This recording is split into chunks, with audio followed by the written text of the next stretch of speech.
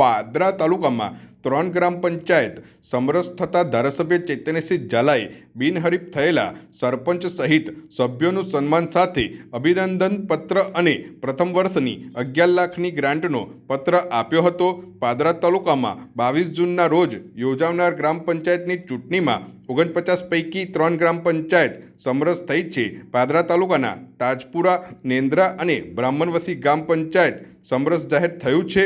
તાજપુરા ગ્રામ પંચાયતમાં સરપંચ પદે ધ્રુવિતભાઈ દિલીપભાઈ પટેલ, નેન્દ્રા ગ્રામ પંચાયતમાં સરપંચ પદે જસુભાઈ પૂજાભાઈ પાટણવાડિયા, જ્યારે બ્રાહ્મણવસી ગ્રામ પંચાયતમાં સરપંચ પદે રમીલાબેન પરમાર વોર્ડના તમામ સભ્યો સાથે બિનહરીફ થયા છે। સમરસ થયેલા ગ્રામ પંચાયતના સરપંચ અને સભ્યોનું પાદરાના ધારાસભ્ય ચૈતન્યસિંહ ઝાલાએ પુષ્પહારથી સન્માન કર્યું હતું, સાથે જ અભિનંદન પત્ર પાઠવ્યો હતો। સાથે જ પ્રથમ વર્ષની 11 લાખની ગ્રાન્ટનો પત્ર પણ સુપ્રત કર્યો હતો। સમરસ થયેલી ગ્રામ પંચાયતને ધારાસભ્ય ચૈતન્યસિંહ ઝાલા દ્વારા દર વર્ષે વધારાની 5 લાખની ગ્રાન્ટ પણ આપવામાં આવશે, એટલે કે એક પંચાયતને 5 વર્ષમાં 31 લાખ રૂપિયાની સહાય ધારાસભ્ય ચૈતન્યસિંહ ઝાલાની ગ્રાન્ટમાંથી આપવામાં આવશે। ગ્રામ પંચાયતની ચૂંટણીની શરૂઆત થઈ ચૂકી છે, ત્યારે મેં પાદરા વિધાનસભામાં આવતી ગ્રામ પંચાયતોની ચૂંટણી માટે સમરસ ગ્રામ પંચાયતો માટે ગ્રાન્ટની જાહેરાત કરી હતી કે જે પંચાયતો સમરસ પંચાયત થશે તેઓને 5 વર્ષ દરમિયાન હું 31 લાખ રૂપિયાની ગ્રાન્ટ અલગથી આપીશ, જેમાં રસ લઈને પાદરા તાલુકાની ઘણી બધી પંચાયતના ગ્રામજનોએ રસ દાખવ્યો હતો। તેમાંથી 3 પંચાયતો બ્રાહ્મણવસી, નેન્દ્રા અને તાજપુરા, આ 3 પંચાયતો સમરસ પંચાયત જાહેર થઈ છે, જ્યાં ચૂંટણી થવાની નથી।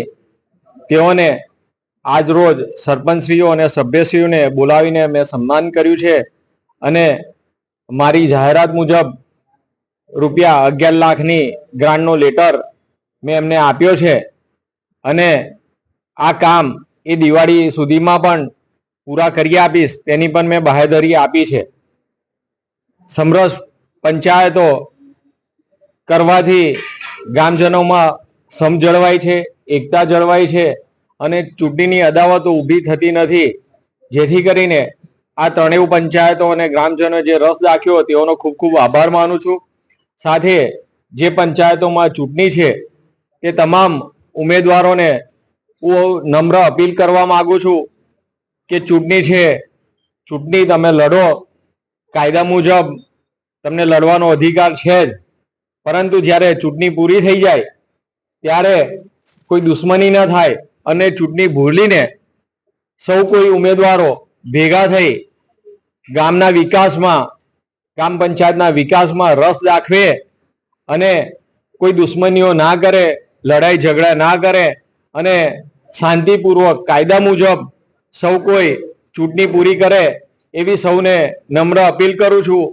હાર જીત થયા કરવાની છે, પરંતુ દરેક ગામજન, દરેક પાદરાનો વ્યક્તિ એ મહત્વપૂર્ણ છે। તેઓ ગામના અને તાલુકાના વિકાસમાં સહભાગી થઈ શકે છે, તો સૌ કોઈ ભેગા મળીને ગામના વિકાસમાં અને પાદરાના વિકાસમાં સાથ આપશો, એવી મારી નમ્ર અપીલ છે।